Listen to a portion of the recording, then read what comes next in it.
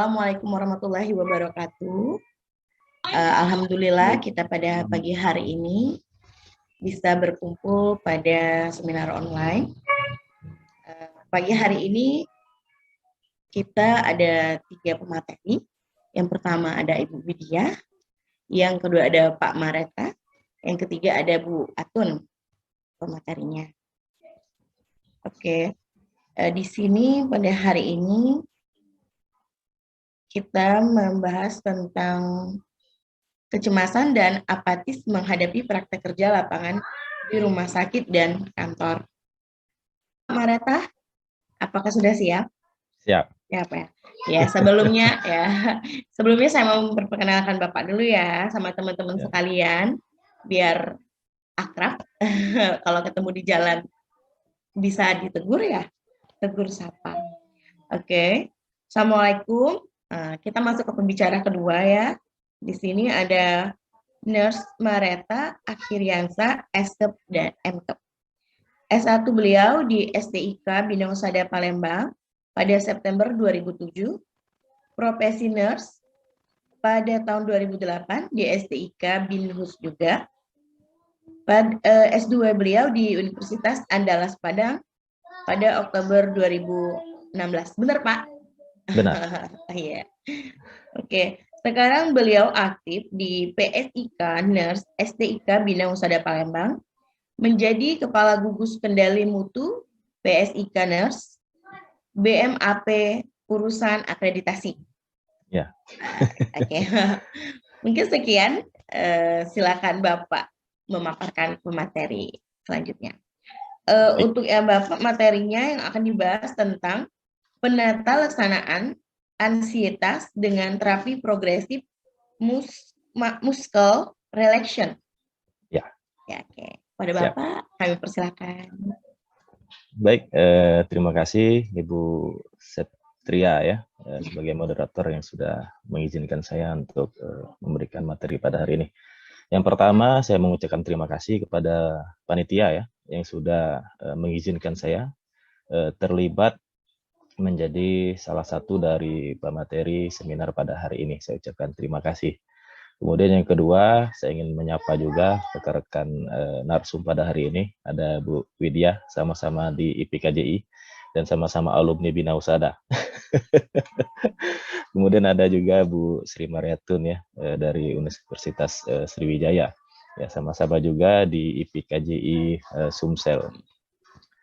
Kemudian saya juga mau menyapa audien ya, rekan-rekan mahasiswa, ada dari Bina Usada, ya, ada dari Unsri, dan juga ada dari Stikes Aisyah Palembang ya.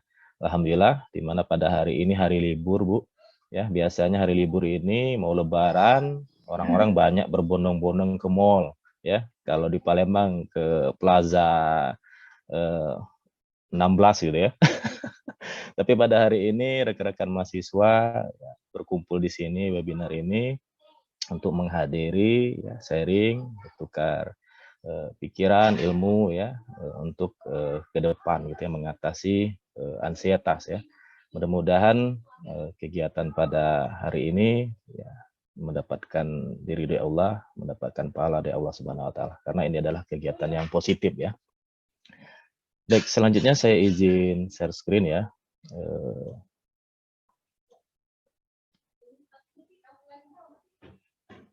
Apakah ini sudah tampil?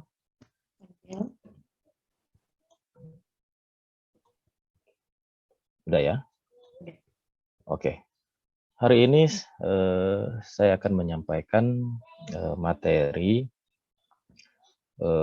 tentang penata laksanaan ansietas ya dengan menggunakan terapi progresif muscle relaxation ya. Tadi di materi pertama sudah disampaikan oleh Bu Wid bahwa untuk mengatasi ansietas itu bisa dengan menggunakan terapi deep breathing atau tarik napas, kemudian bisa menggunakan terapi progresif muscle relaxation ya atau terapi otot progresif. Dan masih banyak terapi-terapi yang lainnya ya, tapi khusus hari ini kita akan bahas tentang progressive muscle relaxation ya. Jadi topik pada hari ini adalah mengatasi perilaku cemas dan apatis ya pada kondisi praktik kerja lapangan di rumah sakit dan kantor ya. Tentu kalau bicara tentang cemas atau ansietas itu adalah hal yang lumrah ya, manusiawi. Pasti kita semua pernah mengalami itu. Tinggal tingkatannya ya, kadarnya. Tingkatannya sudah dijelaskan di pemateri pertama tadi, apakah mengalami ansietas ringan, apakah ansietas sedang, berat, atau panik. Seperti itu. Oke. Tadi definisi sudah juga dijelaskan oleh pemateri pertama ya, bahwa ansietas itu merupakan perasaan tidak enak ya, tidak pasti, merasa takut ya, karena sebuah ancaman atau perasaan yang mengancam, sedangkan sumbernya dari perasaan tersebut tidak diketahui secara pasti. Nah, terkait dengan praktik kerja lapangan, apa sih yang ditakuti mahasiswa? Wah, ternyata mahasiswa takut. Takutnya apa? Karena belum membuat LP gitu ya. Seperti biasa kalau mau dinas keperawatan jiwa ya di Rumah Sakit Anari Bahar, mahasiswa itu harus membuat 7 LP gitu ya, atau 10 LP sebelum masuk ke dinas di rumah sakit. Ternyata mahasiswa ini belum membuat. Nah, ini yang membuat muncullah yang namanya ansietas gitu kan. Atau perasaan tidak enak atau pengalaman masa lalu yang tidak menyenangkan. Ya, mungkin pernah mempunyai pengalaman masa lalu yang tidak menyenangkan terhadap ODGJ di jalanan, pernah menjadi korban mungkin. Jadi takut karena mau dinas di rumah sakit Erba, ini akan ketemu dengan ODGJ, jadi masa lalu yang tidak menyenangkan itu yang menyebabkan ansietas juga bisa terjadi. Kemudian ansietas adalah kekhawatiran yang tidak jelas dan menyebar, yang berkaitan dengan perasaan tidak pasti dan tidak berdaya, dengan adanya emosi yang tidak memiliki objek. Jadi nggak pasti ya, ini benar atau enggak gitu. Wah, ini saya ini lulus atau tidak gitu. Jadi masih ada pertanyaan seperti itu. Jadi belum pasti. Nah, itu disebabkan oleh apa? Kata Bu Wit tadi, pikiran negatif gitu ya. Jadi untuk menghindari ini kita harus berpikir positif dan semangat untuk dinas di rumah sakit itu pasti bisa seperti itu. Nah, kasus ansietas ini di Amerika Serikat ya, 15% sampai 25% dari populasi itu mengalami ansietas. Kemudian diperkirakan 20% dari populasi di dunia dan 47,7% remaja itu sering merasa cemas. Saya yakin di mahasiswa di sini pasti dalam rentang usia remaja gitu. Jadi 47,7% itu pernah mengalami cemas atau ansietas gitu ya.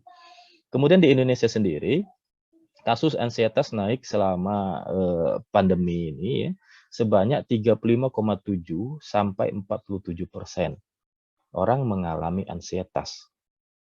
Ya, terutama pada 2020 dan 2021 kemarin dan sampai sekarang adalah apa yang menyebabkan ansietasnya itu adalah COVID-19 ya, takut tertular, takut terinfeksi virus corona seperti itu. Nah, kemudian fenomena stresor pada mahasiswa. Apa sih yang stresor yang menyebabkan mahasiswa ini sering mengalami ansietas? Yaitu adalah tuntutan pendidikan. Ya, apa tuntutannya? Memperoleh nilai yang baik. Wah, nanti saya ini dapat nilai apa? Lulus nggak ya? Wah, ini saya harus dapat nilai A gitu ya. Jangan sampai dapat nilai C atau D gitu ya, atau E. Nah, ini. Kemudian tuntutannya memahami, mendalami, dan mempraktikkan ilmu yang telah dipelajari. Ya, selama perkuliahan di kampus, ya, kemudian mampu diterapkan dan di pelajaran klinik di rumah sakit, ya, mampu diterapkan di rumah sakit seperti itu. Nah, ketika kemampuan memahami dan mendalami dalam suatu konsep teori atau praktik tidak dikuasai oleh mahasiswa, ya cenderung ini bisa menjadi faktor penyebab terjadinya ansietas pada mahasiswa ketika praktik di lapangan. Contoh sederhananya misalnya disuruh melakukan pengukuran tekanan darah, tensi gitu ya. Ketika ada pengalaman masa lalu yang tidak menyenangkan ya terhadap pengukuran tensi ini, misalnya pernah salah, pernah melakukan pengukuran tekanan darah pada pasien hipertensi di rumah sakit misalnya ya. Ternyata salah, biasanya pasien itu tekanan darahnya 170, 180 gitu ya.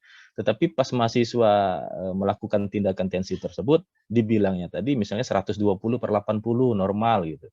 wah ternyata ini pasien hipertensi, dan diukur oleh perawat senior dan teman yang lain ternyata salah.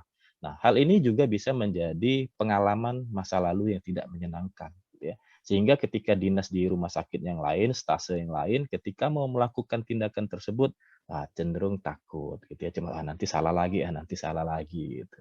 Itu ya, itu yang perlu dipahami. Jadi bagaimana biar jangan sampai muncul kesalahan-kesalahan tersebut, ya tadi yang dikatakan oleh Bu Wi tadi benar, kita harus meningkatkan pengetahuan kita, memahami, mendalami, ya, mempelajari perasat-perasat yang sudah diajarkan di kampus ya, supaya pada saat di lapangan kita enjoy bisa melakukan itu. Nah, proses terjadinya cemas dalam otak itu ini ya, stresor yang didengar, dilihat, yang dialami akan menyebabkan otak mengeluarkan hormon stres, namanya kortisol gitu ya. Nah, kortisol ini menyebabkan efek pada berbagai organ tubuh, ya, namanya reaksi psikosomatik ya. Nanti dia akan mempengaruhi PFC ya, prefrontal cortex ya, talamus, hipotalamus ya, dan mempengaruhi sistem-sistem yang lainnya. Sehingga akan muncullah tanda dan gejala dari ansietas itu, ya, baik gejala psikologis maupun gejala fisik ya. Kalau gejala psikologisnya akan merasa cemas, khawatir, gelisah, ya, takut mati, gitu ya, takut nggak lulus, ya, takut dimarahin, gitu ya. Kemudian takut kehilangan kendali dan bahkan bisa panik, ya, kalau sudah ansietasnya ke levelnya yang lebih tinggi, gitu ya. Kemudian gejala fisiknya tadi bisa menyebabkan jantung berdebar, gitu ya. Kemudian napasnya berat, pendek, atau mengalami sesak napas, ya.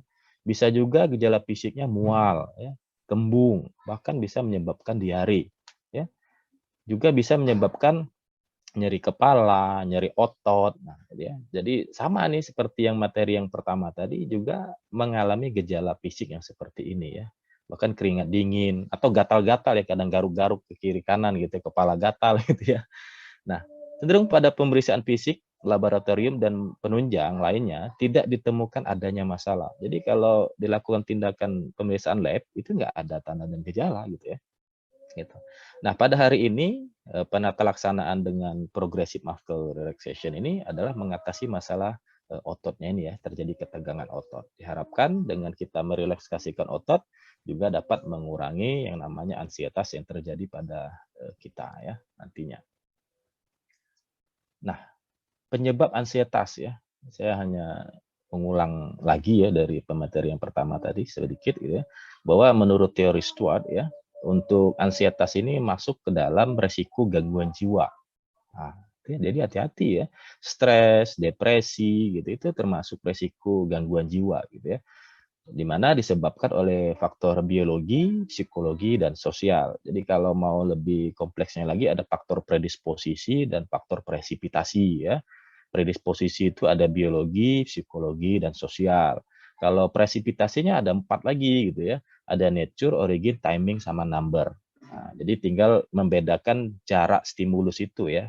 Apakah 6 bulan terakhir atau sudah dari beberapa bulan atau beberapa tahun kemarin stimulus itu muncul.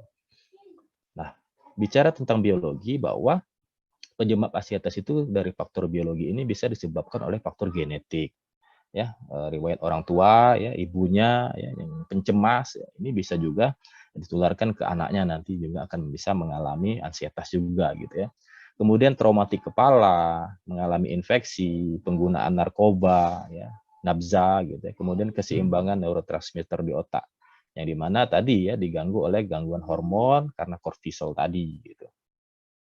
Kemudian dari faktor psikologis yang menyebabkan ansietas ini adalah pengalaman psikologis yang traumatis ya. Nah, cerita saya tadi pengalaman masa lalu yang tidak menyenangkan ya. Pernah mengalami kesalahan saat melakukan praktik langsung dengan pasien gitu ya. Kalau di kampus kita praktiknya dengan pantom atau dengan sesama mahasiswa gitu ya. Tapi kalau di rumah sakit ya objek kita apa? Tindakan yang kita lakukan kepada siapa ya? Ya kepada manusia langsung gitu ya. Jadi ketika mengalami kesalahan tentu akan membuat kita mengalami stres juga gitu ya. Jadi masuk ke pengalaman masa lalu yang tidak menyenangkan. Kemudian relasi yang tidak baik, kurang dengan hubungan sekitar. Nah, ini juga bisa menyebabkan ansietas juga, gitu ya. Ketika hubungan kita antar teman kita atau dengan lingkungan sekitar kita itu tidak baik, ya justru itu juga bisa menjadi faktor penyebab kita mengalami ansietas ya. Jadi akan muncul rasa permusuhan atau diintimidasi dan lain-lain gitu ya. Jadi ya kita harus enjoy ya, harus bisa membaur dengan teman-teman seangkatan kita ataupun dengan uh, orang baru ya, karena dinas di rumah sakit itu bukan hanya satu kampus ya, ada dari Unsri, ada dari Asia, ada dari Bina Usada, dan ada dari kampus-kampus yang lain juga dinas di situ. Nah, kalau dari penyebab sosial, penyebab ansietas ini kehidupan sosial yang menjadi stresor itu contohnya pandemi COVID. Wah, ini dari tahun 2020 sampai sekarang ya, ini masih gitu ya. Tapi untuk 2022 ini sudah agak berkurang gitu ya. Tapi kalau 2020 kemarin semua mahasiswa Reg B ya sudah pas saya ngajar itu pasti diskusi cerita tentang ansietas yang mereka alami gitu ya. Belum lagi tekanan dari dokter, belum lagi tekanan dari sesama teman sejawat, belum lagi dari pasien dan lain-lain. Nah, itu sangat ansietas sekali gitu ya. Kemudian pola asuh orang tua, nilai norma agama, budaya, lingkungan sosial sehari-hari juga bisa menyebabkan faktor penyebab ansietas ya. Sosial ekonomi ya, pekerjaan, kena PHK juga bisa menjadi faktor sosial terjadinya ansietas seperti itu. Kemudian untuk penata laksanaannya ini ya, ansietas ini bisa dilakukan dengan medis dan non medis gitu ya, farmakologis dan non farmakologis. Ketika kita ke dokter medis berarti akan mendapatkan terapi psikofarmaka. Tentu kita akan diberikan obat-obatan seperti diazepam, clobazam ya, bromazepam dan lain-lain gitu ya. Tetapi tentu pemberian terapi psikofarmaka ini akan memberikan efek samping, ya, akan mempengaruhi sistem saraf pusat, kardiovaskuler, mata, THT, gastrointestinal, dan ada kontraindikasi yang lainnya. Nah, pada hari ini kita akan mengenalkan yang namanya terapi keperawatan, ya, ada terapi generalis dan terapi spesialis ya. Untuk terapi generalis mengatasi ansietas bisa dilakukan dengan debriefing ya, atau bisa juga dilakukan dengan hipnotis 5 jari gitu. Nah, untuk spesialisnya bisa dilakukan dengan cara terapi kognitif terapi, behavior terapi ya, atau CBT langsung ya, cognitive behavior terapi, bisa dilakukan dengan terapi thought stopping ya, bisa dilakukan dengan progressive muscle relaxation dan logoterapi dan terapi yang lainnya. Nah, untuk fokus materi hari ini saya akan berbagi tentang terapi debriefing dan progressive muscle relaxation ya. Nah, ini. Jadi berdasarkan hasil riset ya, sebenarnya banyak ya hasil riset penelitian yang lain gitu ya. Tapi saya mau memunculkan hasil riset saya sendiri gitu ya, karena dari tahun 2016 saat saya membuat tesis kemarin ya, saya fokus ke progressive muscle relaxation ya. Kemarin alhamdulillah saya dibimbing oleh pembimbing yang luar biasa ya. Mungkin semuanya kenal di sini ya. Adalah Prof. Budi Anakliat ya. Jadi beliau menjadi pembimbing satu saya kemarin dalam pembuatan tesis ya. Jadi hasil riset yang saya lakukan bahwa ada pengaruh antara terapi progressive muscle relaxation ini terhadap perubahan ansietas pada lansia. Ini saya lakukan pada lansia kemarin. Jadi ketika saya melakukan penelitian ada 80 orang lansia ya, saya buat menjadi 2 kelompok, ada kelompok intervensi dan kelompok kontrol ya. Kelompok intervensi saya berikan perlakuan PMR, kemudian kelompok kontrol tak biarin aja, saya hanya berikan Pencast gitu kan. Ternyata setelah dilakukan sebelum dilakukan mereka sama-sama mengalami ansietas semuanya. Setelah perlakuan ternyata kelompok intervensi lebih mengalami penurunan yang signifikan ansietasnya dibanding dengan kelompok kontrol ya. Nah, itu hasilnya. Kemudian ansietas ini PMR ini juga ya bisa mengatasi insomnia. Nah, jadi kalau rekan-rekan mahasiswa mengalami gangguan tidur ya, pola tidurnya terganggu, sering terbangun pada malam hari, ya bisa nanti dilakukan terapi PMR ini. Nah, kemarin 2018 saya juga melakukan penelitian mau mengukur adakah pengaruh PMR ini terhadap penurunan tekanan darah ya bagi pasien-pasien hipertensi. Ternyata hasilnya alhamdulillah setelah diberikan pelatihan pengajaran terapi PMR ini, lansia-lansia yang mengalami hipertensi itu mengalami penurunan tekanan darah. Nah, jadi manfaatnya sangat besar sekali ya. Bisa untuk ansietas, bisa untuk insomnia, bisa untuk hipertensi, bisa untuk mengatasi nyeri ya. Bisa juga untuk menurunkan kadar gula darah. Nah, tapi saya belum melakukan penelitian itu ya. Mudah-mudahan nanti dalam waktu dekat kita uji coba juga nanti untuk penurunan gula darah ya. Ini saya melakukan pelatihan, kemudian dari hasil riset dari mahasiswa di UNAN juga, dan ini hasil riset mahasiswa bimbingan saya, pembuatan skripsi, bahwa terapi PMR ini bisa menurunkan tanda dan gejala pada pasien risiko perilaku kekerasan. Nah, ya, ini Ibu Perawati, ini karyawan Rumah Sakit Ernadi Bahar. Nah, jadi hasil risetnya terjadi penurunan 40,64 menjadi 34,14 rata-ratanya ya seperti itu. Jadi sangat banyak manfaatnya. Oke, terapi PMR ini apa sih gitu? Terapi ini dikembangkan oleh Edmund Jacobson ya dari Amerika Serikat ya untuk mengurangi ketegangan dan ansietas gitu. Nah, kemudian mengencangkan dan melemaskan sekelompok otot. Nanti kita akan pelajari ada 14 kelompok otot yang akan kita kencangkan dan kita kendurkan ya.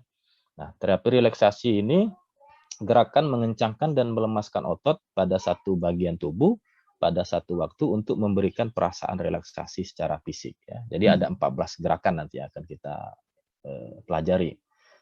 Nah, dilakukan rutin ya selama 25 sampai 30 menit ya. Dianjurkan ini 2 sampai 3 kali per hari ya. Kemarin pada saat 2020 ikut seminar di KJPS ya. Bu Atun juga ikut itu. Jadi memotornya juga bahwa kami disuruh mengajarkan terapi PMR ini kepada masyarakat seperti itu ya. Ini bisa dilakukan 2 jam setelah makan untuk mencegah rasa ngantuk setelah makan ya. Kemudian hasilnya berdasarkan riset ketika kita melakukan 4 sesi saja latihan ini sudah menunjukkan efek positif. Nah, jadi ya 4 sesi saja kita melakukan ini selama 25 sampai 30 menit ya. Ini sudah memberikan hasil yang positif. Berarti kalau sehari 3 kali, wah udah. Atau 4 hari sehari sudah ada hasilnya seperti itu ya. Dan ini tidak ada efek-efek yang lain gitu ya. Dan murah meriah ya, nggak perlu ngeluarin duit ke dokter untuk biaya obatan dan lain-lain ya.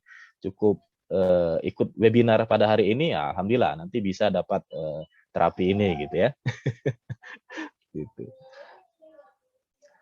Manfaatnya apa? Ya, tadi sudah saya sebutkan tadi manfaat terapi PMR ini untuk mengurangi ansietas, mengurangi insomnia, ya, mengurangi hipertensi, kemudian pada pasien DM juga bagus, ya, mengurangi nyeri dan lain-lain. Nah, langkah-langkahnya bagaimana? Nah, ini yang perlu fokus kita perhatikan, ya, jangan sampai nanti salah pelaksanaan terapinya, gitu ya. Yang pertama kita harus memilih tempat yang nyaman dan tenang. Ini penting ini. Jangan kalian melakukan terapi ini di pinggir jalan ya di lampu merah gitu ya. Nah, nanti banyak kendaraan lewat gitu ya. Jadi pilihlah tempat yang nyaman gitu, yang tenang gitu ya biar tambah rileks kita. Kemudian siapkan kursi atau kalau nggak bisa duduk, saya nggak bisa duduk, saya bisanya berbaring. Ya udah berbaring aja tempat tidur nggak apa-apa ya. Lakukan deep breathing, tarik napas dalam, kemudian tegakkan sekelompok otot, tegangkan kelompok otot tersebut selama 5 detik, kemudian lemaskan otot, pertahankan selama 10 detik, dan lakukan sebanyak 2 kali setiap kelompok otot. Ini dokumentasi foto pada saat saya melakukan pelatihan di Panti Harapan Kita Palembang ya. Ini pada lansia kemarin gitu ya. Tapi di sini kondisinya, Pak, kenapa? Ini kan harus tempatnya nyaman dan tenang. Nah, ini pada saat kondisi pelatihan kemarin dilakukan di aulanya gitu ya. Tapi setelah lansia ini mengerti, mereka akan melakukan PMR ini di tempat tidurnya masing-masing seperti itu ya. Nah, gerakan pertama gitu ya. Jadi untuk pelaksanaan terapi PMR ini sebelum dilakukan kita harus mengidentifikasi dulu lokasi-lokasi otot dari kepala ya sampai ke kaki, bagian mana otot-otot yang mengalami ketegangan ya. Setelah kita identifikasi, kemudian kita mau membedakan sebelum dilakukan terapi ini, oh ternyata saya mengalami ketegangan di otot pipi misalnya. Nah, bagaimana setelah kita lakukan terapi ini, apakah otot pipi tadi masih mengalami ketegangan atau tidak? Seperti itu. Gerakan pertama ini adalah untuk otot dahi dan mata. Ya, jadi caranya tarik napas dalam dan tahan, kemudian mengerutkan dahi dan alis sekeras-kerasnya, memejamkan mata sekuat-kuatnya hingga kulit terasa mengkerut ya dan dirasakan ada ketegangan di sekitar dahi dan mata. Ya, lemaskan dahi, alis dan mata secara perlahan hingga 10 detik. Caranya seperti ini ya. Tarik napas dulu dari hidung, tahan ya, tahan, kemudian langsung kita memejamkan mata dan mengerutkan kening ya, seperti ini.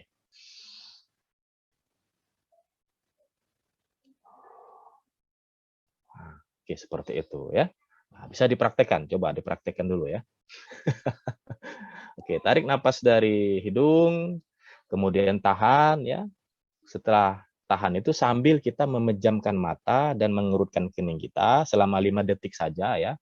Kemudian setelah itu baru kita hembuskan, kita riliskan otot-otot tadi dan sambil mengembuskan napas dari mulut seperti itu ya. Oke. Kemudian gerakan yang kedua adalah bertujuan untuk mengendurkan ketegangan yang dialami oleh otot pipi. Nah, otot pipi ya. Jadi caranya bagaimana? Hampir sama ya. Hanya beda ototnya otot pipi. Jadi kita tarik napas dalam dulu.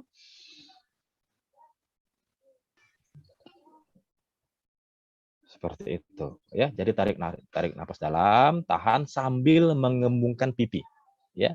Nah, sehingga terasa tegang di sekitar otot pipi setelah 5 detik, kemudian lemaskan ya, hembuskan secara perlahan dari mulut ya. Kemudian kita rilekskan selama 10 detik otot pipi tadi ya.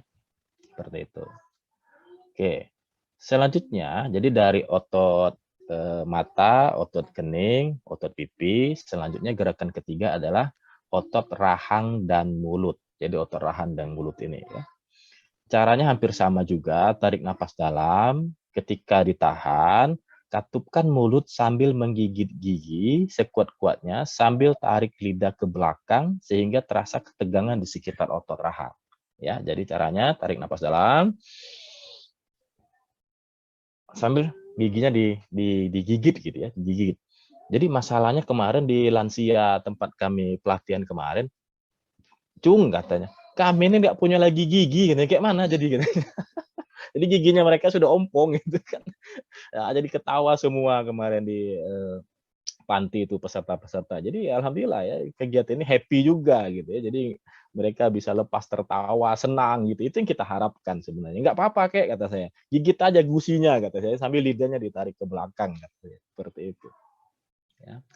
Oke, kemudian gerakan keempat adalah untuk otot sekitar mulut ya. Jadi kita mengencangkan otot sekitar mulut dengan cara tarik napas dalam kemudian memoncongkan bibir ke depan sekeras-kerasnya sehingga terasa tegang di mulut ya. Jadi caranya sama, tarik napas dalam dulu, setelah itu tahan sambil mulutnya dimoncongkan ke depan.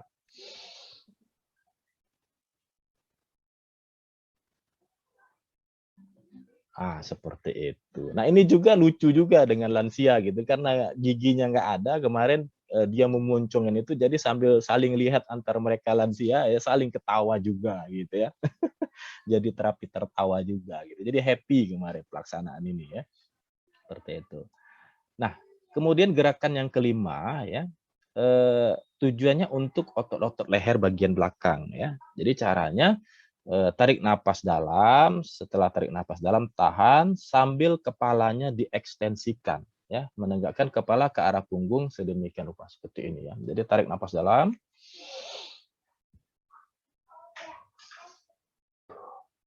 Seperti itu ya. Jadi kita akan mengencangkan dan mengendurkan otot-otot leher bagian belakang ya. Ini gerakan kelima. Yang pertama tadi adalah mata, dahi ya, kemudian pipi, rahang, bibir ya, kemudian otot belakang. Gerakan yang keenam untuk melatih otot leher bagian depan. Jadi caranya fleksi ya. Kalau tadi kebalikan, kelima tadi ekstensi, kalau yang keenam ini ada fleksi ya. Jadi caranya sama juga, tarik napas, setelah ditahan, kemudian tekuk ya bagian dagu hingga menyentuh dada. Kemudian pasien diminta untuk membenamkan dagunya di dada ini ya, sehingga dapat merasakan ketegangan di arah leher bagian depan. Nah, jadi caranya tarik napas. Kita duduk rileks, tarik napas dalam dulu.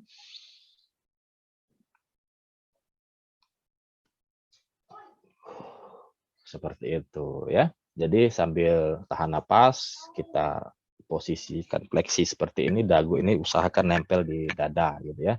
Sekencang-kencangnya gitu ya, biar dia mengalami ketegangan seperti itu. Kemudian jangan lupa lemaskan lagi dagu secara berlahan 10 detik.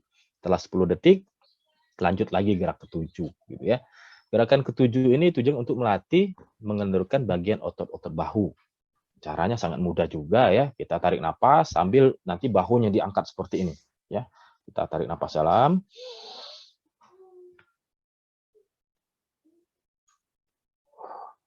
Seperti itu. Ya. Nah, jadi setelah 7 sesi ini, 7 gerakan ini, kita evaluasi lagi gitu ya. Jangan sampai nanti langsung lanjut-lanjut aja nanti lupa ya. Jadi kita evaluasi lagi gerakan yang pertama tadi dari mengerutkan mata, dahi gitu ya, pipi, kemudian rahang, kemudian bibir ya, kemudian leher bagian belakang, leher bagian depan, yang ketujuh adalah otot-otot bahu seperti ini ya, kita evaluasi.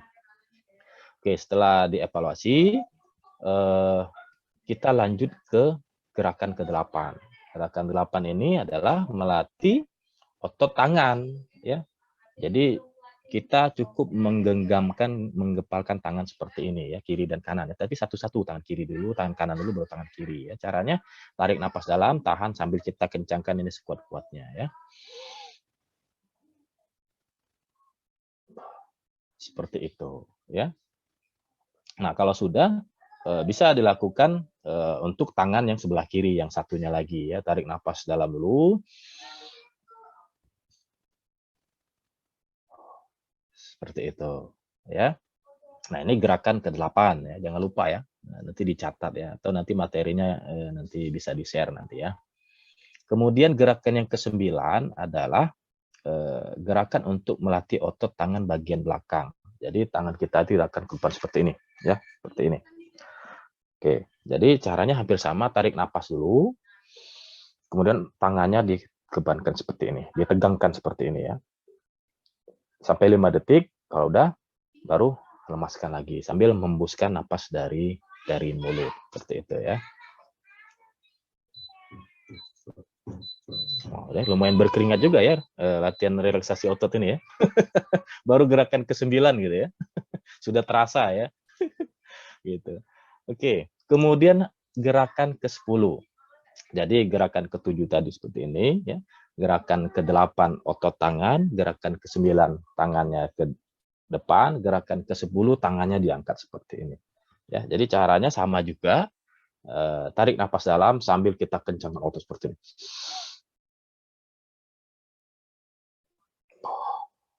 Seperti itu. Ya, jadi mudah sekali ya. Nah, yang penting kita tahu lokasi atau posisi otot-ototnya, untuk pelaksanaannya sama. Ketika tarik napas, kita kencangkan otot itu. Seperti itu. Nah, kemudian gerakan ke-11 ya, bertujuan untuk melatih otot punggung. Nah, jadi caranya bagaimana? Kita posisinya duduk di kursi dengan dada dibusungkan ke depan gitu ya. Jadi tetap dengan tarik napas dalam. Tuh, dadanya dibusungkan ke depan. Seperti itu. Jadi ini untuk melatih otot-otot punggung. Seperti itu ya. Nah, sudah itu jangan lupa direlaksasikan selama 10 detik, baru lanjut untuk otot yang berikutnya ya. Nah, gerakan otot ke-12 adalah gerakan untuk melatih otot-otot dada. Jadi kalau yang ke-11 ini otot punggung, kita dorong ke depan gitu ya. Kalau 12 ini untuk otot dada. Jadi caranya bagaimana? Kita tarik napas dan tahan beberapa saat sambil merasakan ketegangan di bagian dada. Nah, jadi cukup seperti deep breathing saja, tarik napas dalamnya, isi rongga dada ini dengan udara sebanyak-banyaknya, kemudian tahan selama 5 detik, kemudian baru lepaskan. Seperti itu, ya. Kemudian gerakan ke-13 ya, untuk melatih otot perut. Nah, ini gimana nih yang perutnya agak ini ya, gitu melatihnya gitu. Jadi tetap ya, tarik napas dalam kemudian menarik perut ke arah dalam. Ya, jadi perutnya itu dikempeskan sekuat-kuatnya ya. Ya semaksimalnya saja ya, jangan terlalu harus kempes. Kalau nggak kempes sudah dikempes tapi nggak kempes nih gimana Pak gitu kan. Ya udah semaksimalnya aja nggak usah dipaksa gitu ya. Tahan selama 10 detik, 5 detik ya. 5 sampai 10 detik kemudian rilekskan lagi seperti itu ya. Nah, kemudian ini gerakan yang terakhir adalah gerakan otot betis. Ya, jadi kakinya itu diangkat ketika kita duduk di kursi, seperti gambar ini ya, kaki diangkat ke atas, kemudian tangan juga boleh seperti tangan kita mau menggapai jari-jari kaki seperti itu ya. Caranya sama, jangan lupa tarik napas dalam, tahan sambil angkat kakinya. Ya, kakinya diangkat, gitu ya. Kemudian tangannya ke depan seperti ini, tahan selama 5 sampai 10 detik. Kalau udah, ya udah lemaskan. Hembuskan napas dari mulut seperti itu. Jadi ada 14 gerakan PMR ya, Progressive Muscle Relaxation dari mata, dahi, pipi, rahang, mulut ya, bibir gitu ya, sampai ke otot leher belakang, otot leher depan gitu ya. Kemudian otot bahu, kemudian mengepalkan tangan gitu ya, otot bagian tangan bagian belakang gitu ya, kemudian diangkat ya. Kemudian dengan cara membusungkan dada, mengempiskan perut dan kaki. Jadi dari kepala sampai kaki itu gerakannya ya.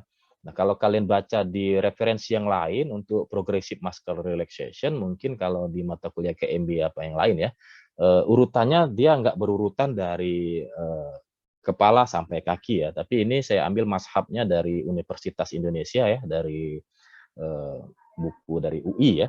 Kemarin Prof Budi kemarin yang mengarahkan kamu harus dari kepala sampai ke kaki seperti. Jadi harus sistematis seperti itu. Ya.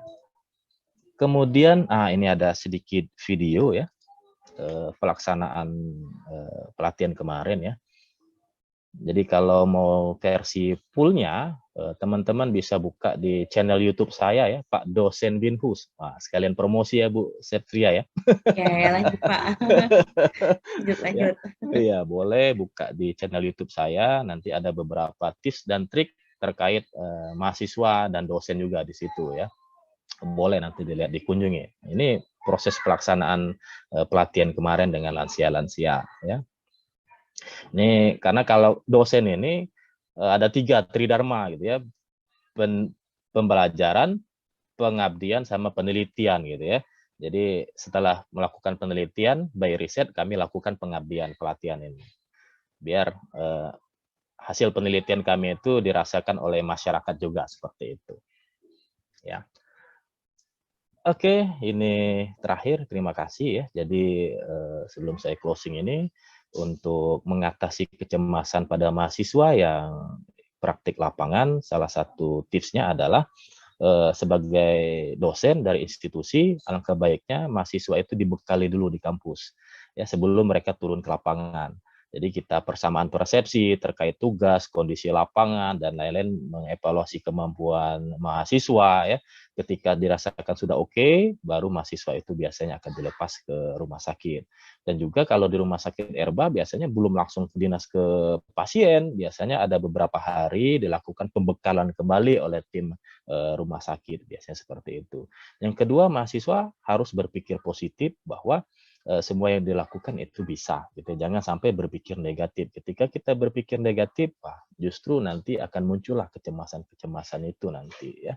Yang ketiga, mahasiswa harus memahami konsep teori yang sudah dipelajari di kampus. Kalau lupa, ya udah dibaca-baca lagi gitu ya. Sebelum kan saat turun ke lapangan ada buku panduan. Jadi buku panduannya itu dibaca-baca apa yang harus dilakukan, apa yang tugas-tugasnya itu apa yang harus dipenuhi gitu ya. Supaya sudah dipersiapkan dari jauh-jauh hari. Jadi ketika turun ke lapangan sudah enjoy, sudah semua. Ada 10 LP, ada, tinggal ngumpul. Jadi kalau belum ngumpul, aduh saya ini belum bikin, mulai keteteran nanti. Ya.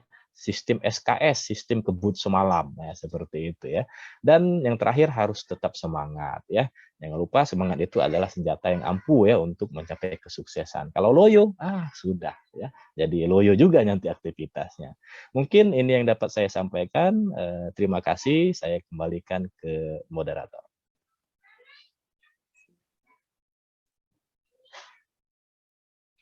Oke, terima kasih Bapak atas pematerinya. Nanti kita sesi tanya jawabnya setelah materi ketiga dari Bu Sri ya Pak ya. Oke, siap. Iya, buat Bapak sama Dok. Ini kita ada satu sesi, satu pembicara, satu pertanyaan ya. Saya undang teman-teman sekalian buat untuk yang pertama pembicara tadi Ibu Widya, boleh satu orang teman dari teman-teman kita yang peserta untuk bertanya kepada beliau. Saya persilakan ya. Buat teman-teman, apakah sudah paham semua dengan materi yang sudah diberikan? Oke, boleh teman-teman.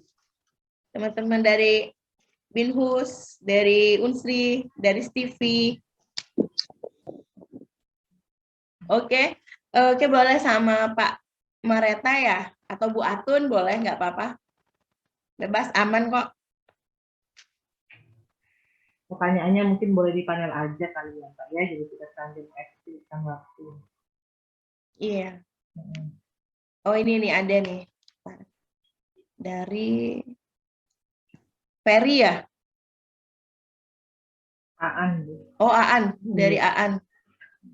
Saya ingin tanya, iya tanya apa? Aan, boleh An?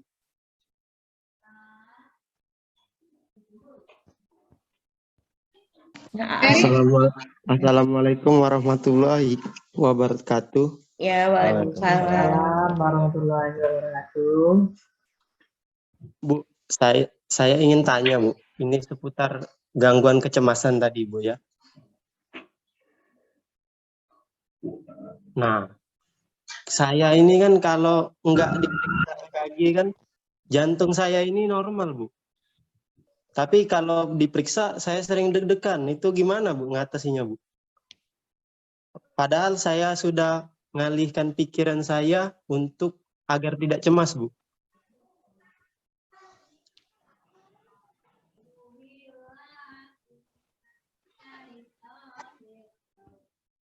Sekian, terima kasih.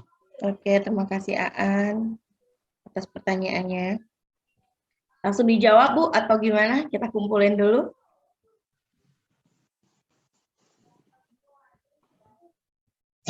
Pertanyaannya itu dari Aan untuk siapa? Oh, iya ya, dia cuma bilang ngomong ibu. Ada dua, ada Bu Atun. Iya, berarti ada Bu Atun, ada Bu Widya nih.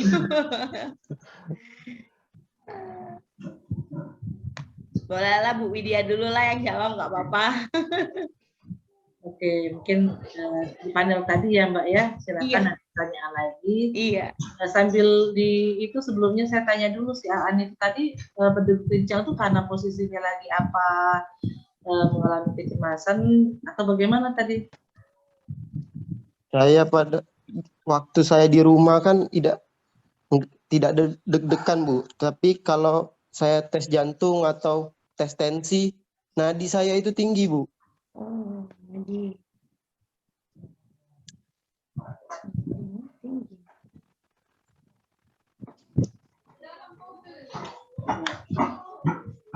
Oke, mungkin bisa mau dibuka dulu atau langsung dijawab ini Mbak Seti? Boleh Bu, langsung aja nggak apa-apa. Ya. Iya, saya akan coba menjawab dari pertanyaan Aan. Kalau di rumah itu baik-baik aja, fine aja ya. Tapi pada saat diperiksa tensinya, nadinya tinggi ya. Nah, di sini banyak sekali faktor ya yang bisa mempengaruhinya, yang bisa melatar belakanginya sebenarnya. Kalau misalnya tensi tinggi itu pada saat kamu mungkin habis beraktivitas ya, atau pada saat kamu habis melakukan aktivitas, kamu tensi, ya bisa saja hasilnya tinggi ya, seperti itu nadinya juga. Jadi memang pada saat kita istirahatkan terlebih dahulu, baru kita tensi ulang ya, dicek ulang untuk nadinya juga, seperti itu. Kemudian kadang-kala kalau misalnya untuk kecemasan yang masih ringan itu kadang-kala tanpa disadari ya biasanya kalau kita mengalami cemas ringan itu kita sendiri nggak sadar karena kita masih mampu mengontrol diri dengan kita memotivasi diri kita sendiri. Nah itu masih dalam kategori kita ringan, masih bisa terkontrol. Makanya tadi dia bilang tadi banyak faktor yang melatar belakangnya, bahwasanya kecemasan itu bisa saja dari cemas. Kalau nanti hasil tensinya tinggi, nggak taunya tinggi benar ya tensinya ya. Padahal mungkin tidak ada riwayat hipertensi ya, seperti ini. Jadi benar-benar kalau mau diulang lagi ya harus benar-benar pada saat posisi baiknya diulangi lagi lah sekitar 10-15 menit, bisa diulang lagi tensinya. Tadinya juga seperti itu. Gimana Aan? Udah jelas Aan dengan jawaban dari Bu Widya tadi? Atau belum paham? Boleh disanggah, boleh. Ya jelas Bu, katanya di chat. Oke, terima kasih. Oke, makasih ya Aan ya. Oke, lanjut nih boleh sama teman-teman yang lain. Buat Bu Atun sama Pak Mareta, boleh? Ya, nambahin Mbak Setri. Ya, monggo Bu. Oke. Sebenarnya kalau cemasnya itu ya kalau hanya karena pemeriksaan fisik atau hanya ada cemas pada saat yang lain, Ibu mau tanya dulu,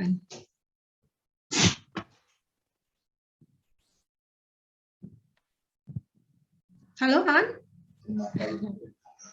cemasnya pada waktu mau diberi pemeriksaan fisik aja atau ada situasi lain juga cemas? Ya. Kaji dulu situasinya ya Bu. Oh, pada situasi lain juga cemas? Iya Bu. Iya, kan saya merasa seperti itu. Pada saat pemeriksaan saja. Oh, pada saat pemeriksaan saja. Nah, udah supaya nggak cemas, nggak usah diperiksa. Jadi nggak tahu. Iya. Dosennya kali Bu, jadi dia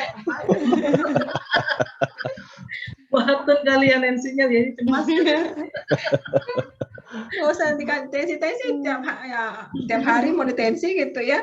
Cemas lagi. Kan, iya, biasanya kan kalau kita mau tiap hari tensi itu pasti mungkin kita pernah berpikir bahwa apakah kita mengidap satu penyakit gitu ya, segala macam gitu ya. Oke, coba cari dulu, disadarin, jujur diri sendiri gitu ya. Oke, kira-kira kenapa bisa demikian? Atau juga bisa mungkin karena penyakit juga gitu. Ya, itu juga bisa karena penyakit gitu kan. Oke, maka saya nggak tahu perjalanan penyakitmu ketika jantung berdegup gitu ya. Sudah diperiksa ke berbagai tempat mana gitu segala macam gitu ya. Oke. Nah, jadi saran Ibu sih untuk ansietas pada saat itu ya terapi awalnya relaksasi nafas dalam gitu ya. Kemudian ketika relaksasi nafas dalam, kemudian saya hipnotis nggak diajarin sini ya. Oke.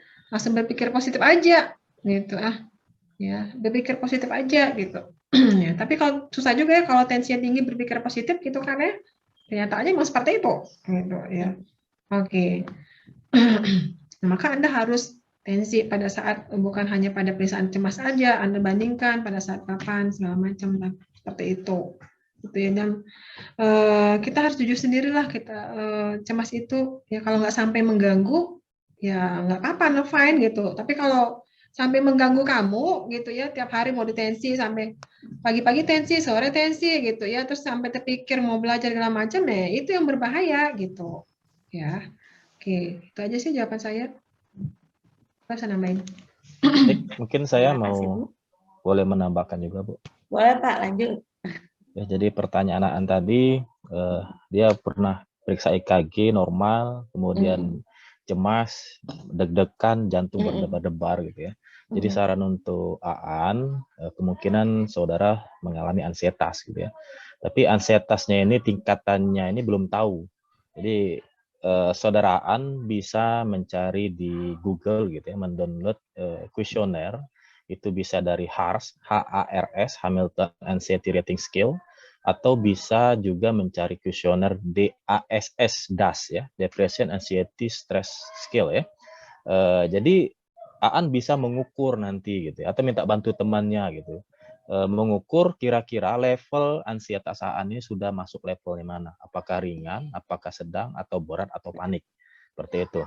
Nah, sesuai dengan materi tadi bahwa ansietas ini disebabkan oleh ada pikiran, mungkin atau yang dilihat gitu ya, yang tidak menentu, yang menyebabkan ansietas itu muncul gitu. Ya, tadi meningkatkan hormon kortisol gitu ya, sehingga menurunkan hormon GABA gitu ya, dan serotonin.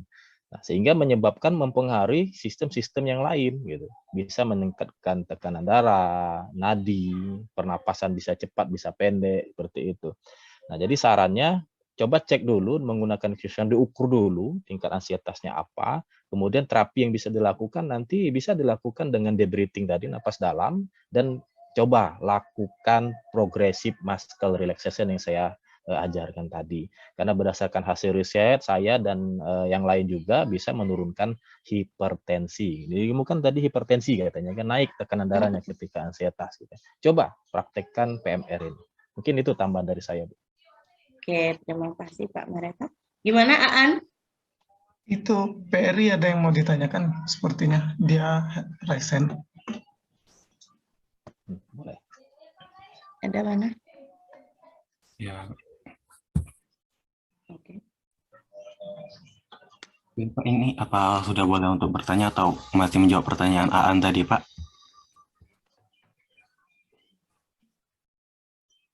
Ya, silakan.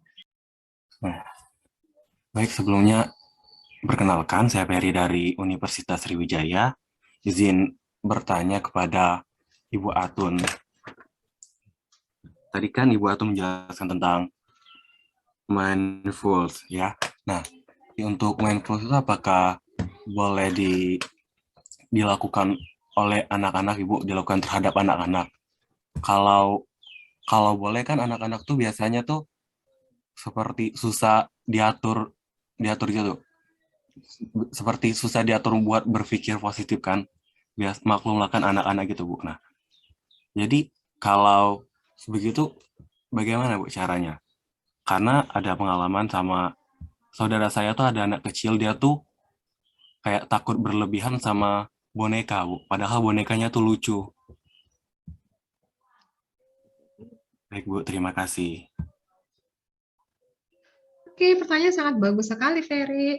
Ya, saya langsung jawab ya, Ferry ya. Oke, nah sesuai dengan tumbuh kembang, kalau anak-anak dia nggak bisa kan pola pikirnya kognitifnya ya untuk analisis gitu ya, mengetahui pikiran dia apakah positif negatif, jadi belum tahu gitu. Maka pada anak-anak dia nggak bisa melakukan secara mandiri. Namun itu bisa kita bantu ya, dibantu dengan terapis ya, dibantu dengan terapis gitu. Nah, namun itu pun juga masih kesulitan, harus menggunakan media ya, menggunakan media boneka atau menggunakan video imajinasi gitu ya. Nah, makanya itu kekurangan dari mindfulness, dia nggak bisa efektif digunakan pada anak-anak, namun bisa digunakan pada usia remaja seperti itu. Ya. Gimana Ferry? Ibu, kalau seandainya yang mindfulness tadi tidak bisa, itu sebaiknya dilakukan terapi seperti apa ya, Bu? Terapi Pak Mareta bisa. Terapi Pak Mareta bisa, terapi nafas bisa gitu, cemasnya gitu ya. Oke. Itu bisa untuk yang individu ya, atau bisa kelompok juga bisa gitu kan. Terapi manajemen stres itu bukan hanya itu saja ya, ketika dia bisa menyampaikan salur emosi bersama teman-temannya juga mengurangi ansietas, terapi tertawa gitu ya, terapi musik banyak gitu ya, terapi tertawa musik gitu itu juga banyak gitu ya. Maka tadi saya bilang tadi mindfulness ada tingkatan agak tinggi gitu ya, tingkatannya itu. Oke, mudah-mudahan bisa menjawab, Ferry. Baik Ibu, terima kasih Ibu atas jawabannya. Oke, ditunggu nih satu orang lagi yang bertanya. Belum Pak Mareta ya, yang belum ya? Iya. Oke, monggo teman-teman yang lain, peserta boleh.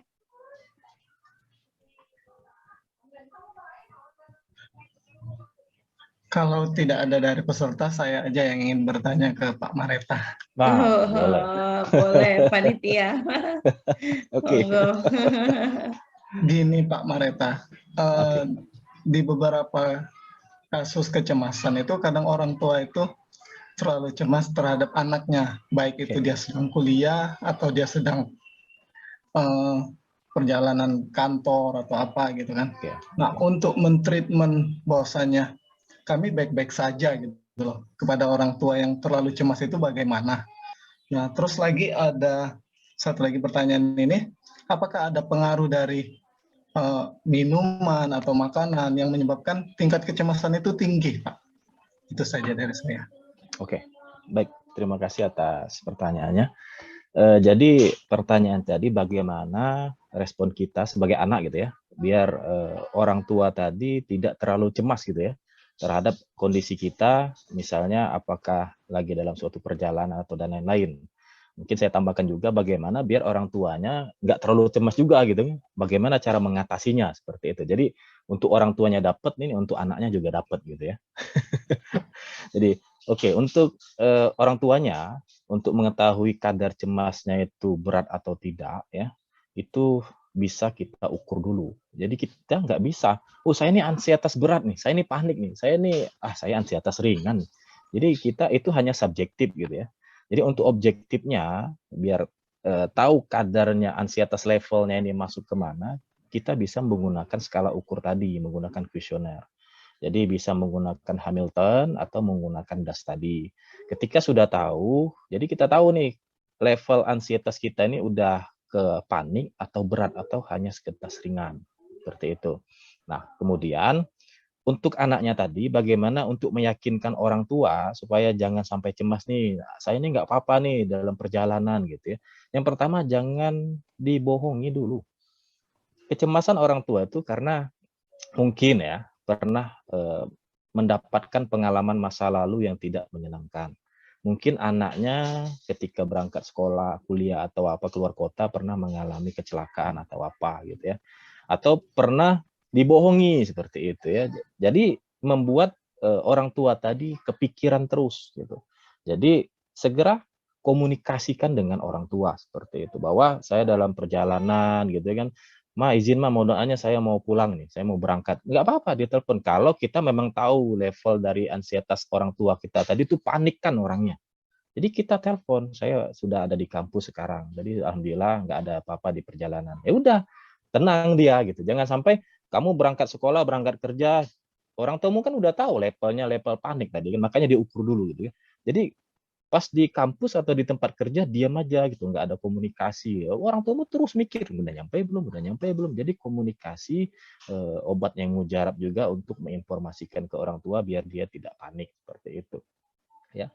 Nah, kemudian untuk mengatasi ansietas dari orang tuamu tadi bisa dilakukan dengan beberapa terapi tadi sebenarnya ya. Terapi debriefing, hipnotis 5 jari ya, terapi PMR yang sudah saya berikan tadi. Ya, kemudian terapi untuk anak-anak tadi, siapa tadi yang bertanya ya, Perry gitu ya, perilaku anak. Mungkin bisa dilakukan cognitive therapy atau CBT, cognitive behavior therapy untuk mengatasi perilakunya gitu ya. Saya juga kami belajar itu ya dari Prof. Budi di UNAN, Bu Atun mungkin di UI gitu ya. Ternyata pada saat saya ngantar anak saya di sini gitu ya, ternyata diajarin juga terapi perilaku itu gitu ya. Jadi terapi kognitif, behavior, kata saya, kami belajar kata saya ini untuk ODGJ kata saya, orang yang mengalami risiko gangguan jiwa.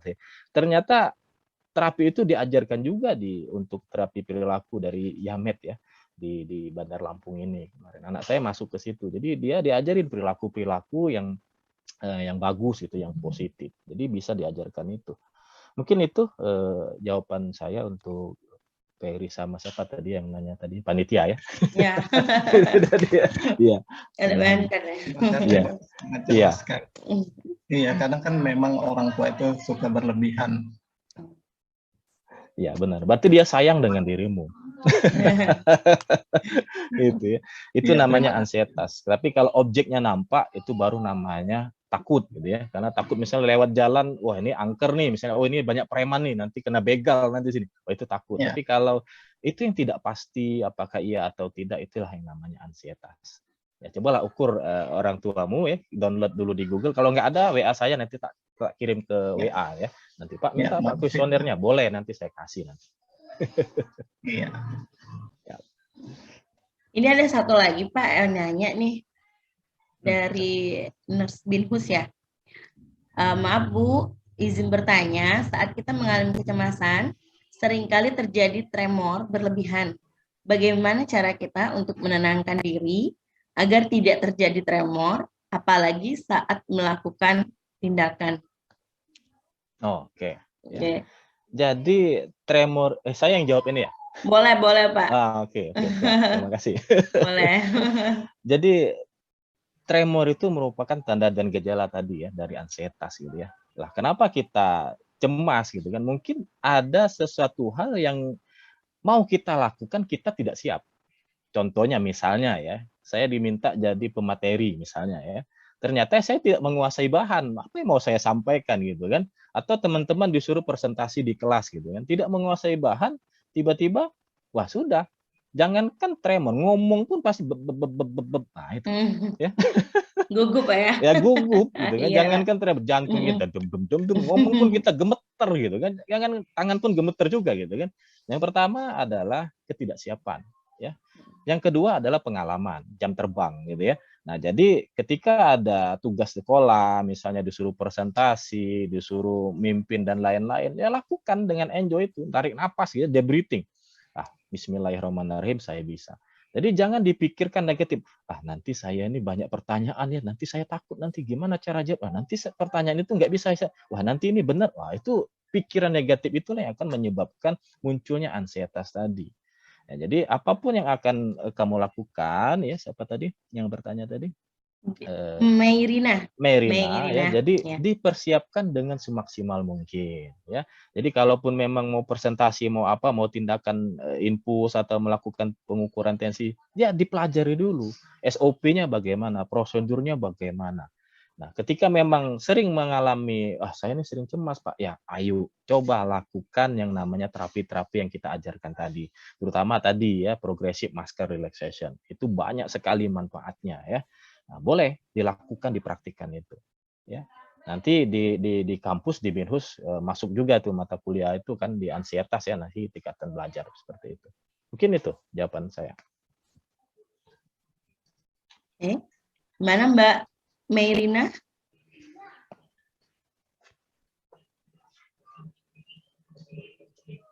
Oke, sama-sama. Buat kita tutup ya Pak ya, Bu. Oke. Berakhir sudah seminar kita pada hari ini dengan tema mengatasi perilaku cemas dan apatis pada kondisi praktek kerja lapangan dan kantor. Saya Wulan, selaku moderator hari ini, pamit undur diri. Lebih dan kurang saya mohon maaf. Kepada Allah saya mohon ampun. Akhir kata, wabillahi taufiq wal hidayah. Wassalamualaikum warahmatullahi wabarakatuh. Waalaikumsalam. Ada sedikit info untuk seluruh peserta. Diharapkan mengisi nama di registrasi itu sesuai dengan nama yang ingin diinputkan di sertifikatnya. Jadi kesalahan nama itu tidak terjadi pada penulisan oleh panitia. Jadi dia mengisi sendiri. Itu saja. Oke.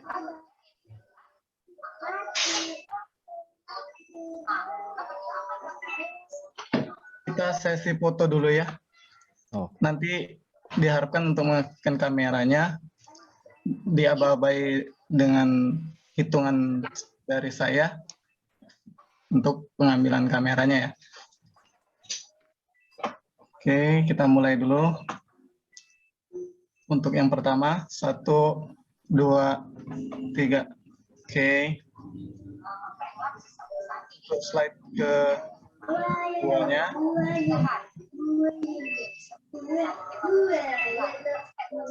1, 2, 3. Oke. Untuk slide ketiganya. 1, 2, 3. Oke. Untuk slide keempatnya. 1, 2, 3. Ya, terima kasih. Terus saja.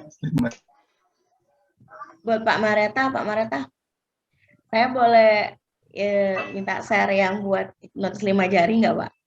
Oh, oke. Nanti saya share nanti. Ya, makasih ya, Siap. Pak ya. Izin live grup ya. Ya, izin live ya. Ya. Makasih Oke, ya. terima kasih ya. Yuk.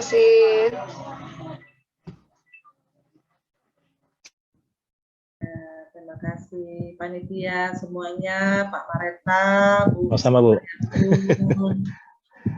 Para peserta seminar pada siang hari ini. Mohon maaf lahir batin ya semuanya ya. Ya Bu, sama-sama. Saya juga izin live ya. Ya Bu, ya Pak. Saja. Assalamualaikum warahmatullahi wabarakatuh. Waalaikumsalam warahmatullahi wabarakatuh. Waalaikumsalam.